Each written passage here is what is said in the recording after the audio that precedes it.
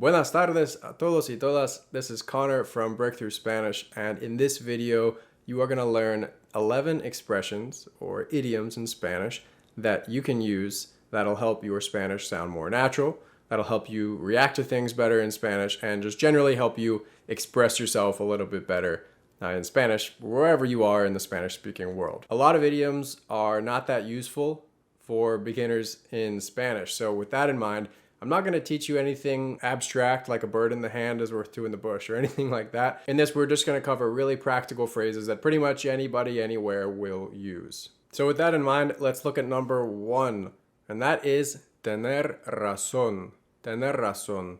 That means literally to have reason, and it's what people say when somebody is right about something. So if your friend tells you that there's a certain restaurant that's the best one in the whole city, and they take you there and it really is, you can say, tenías razón. Tenías razón. Este realmente es el mejor restaurante de la ciudad. This really is the best restaurant in the city. You were right. Tenías razón. You were right. You can also, of course, in the present tense, you can say tienes razón. You are right. Number 2, qué pena. Qué pena, which means what a shame. I like to associate this one kind of with what a pain, because pena kind of sounds like pain, and it's really helpful anytime you can associate a word or phrase in Spanish with one in a language that you already know, whether that's English or another one. So let's say you invite your friend over for dinner, and they say, I can't make it. Gracias, pero no voy a tener tiempo hoy. Thanks, but I'm not going to have time today. You could respond, qué pena. Oh, that's too bad. Oh, what a shame. Qué pena. Number 3, echar una mano. Echar una mano.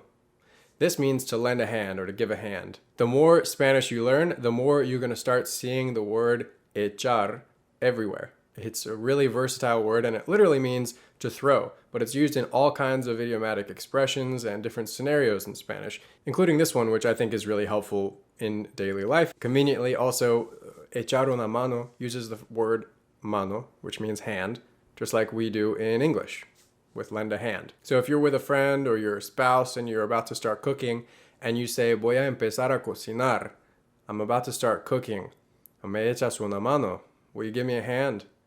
Voy a empezar a cocinar, me echas una mano, me echas una mano. Me, to me, echas, lend me, una mano, a hand. Will you lend me a hand? Or say you see somebody carrying something that's too heavy for them, and you want to help them out. You could say, espera, te echo una mano. Wait, hold on, I'll give you a hand. Espera, te echo una mano. Number 4, pasarlo bien. Pasarlo bien means to have a good time. You can think of it like you are passing your time well. So if you want to say to somebody, have a good time, you can say, pásalo bien. Pásalo bien. Or if somebody asks you, how was your time in Cancun? ¿Cómo estuvo tu semana en Cancun?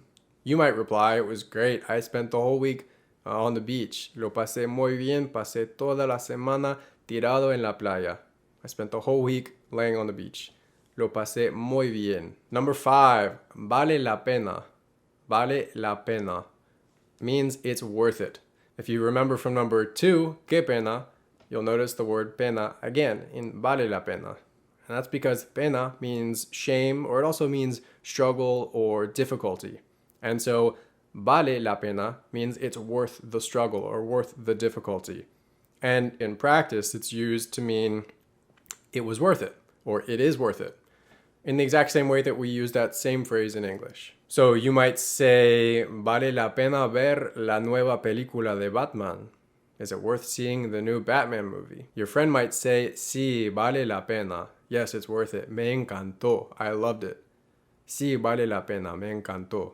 By the way, I have a link in the description where you can get all of these expressions in a simple PDF with clickable audio from native speakers that you can listen to, and a couple suggested exercises that'll help you actually be able to use these expressions, because it's one thing to learn them from a YouTube video, but it's another to actually put them into practice and make them part of your active vocabulary. That takes some real effort on your part. So I'd encourage you to check that out if you want to be able to use these expressions in your life and in your Spanish. Number 6, acabar de.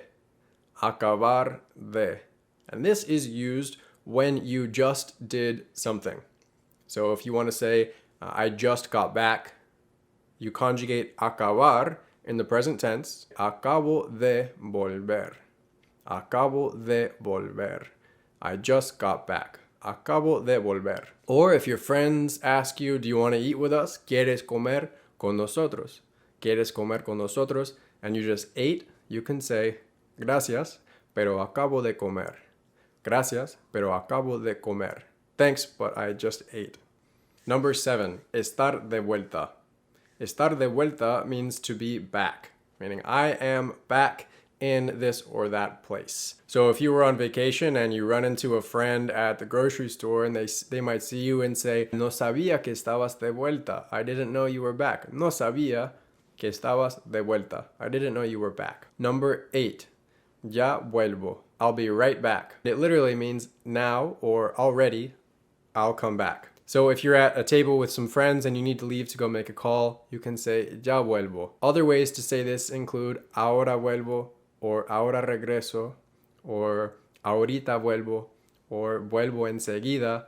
As you can see, there are a lot of different ways that Spanish speakers might express this I'll be right back kind of situation.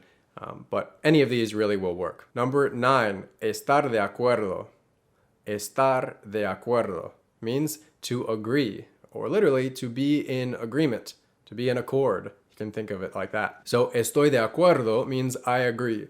Tú estás de acuerdo means you agree. So if your friend thinks that Pizza Hut is the best restaurant, you might say, mi amigo cree que Pizza Hut es el mejor restaurante, pero no estoy de acuerdo. Number 10, pasar a buscar. Pasar a buscar.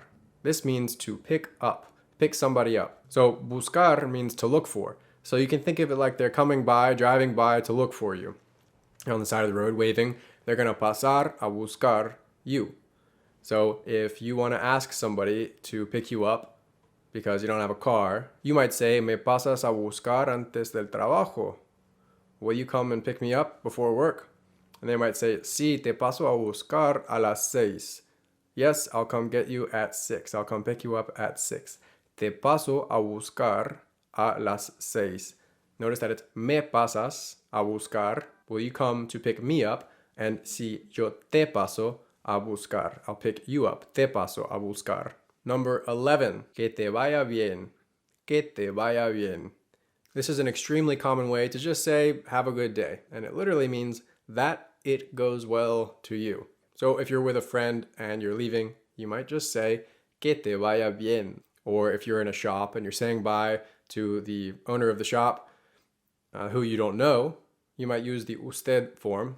So you might say, que le vaya bien. Que le vaya bien. All right, I hope this was helpful. Remember, you're not going to be able to use these expressions until you actually practice with them and make some of your own sentences with them. So for that, I encourage you to check out the link that I mentioned earlier, which is a guide that summarizes these expressions that I went over, plus some audio and some suggested exercises to get you actually using these expressions on your own. And if you do make some of your own sentences out of these expressions, I would love to read them in the comments below. Thanks for watching. Hasta pronto.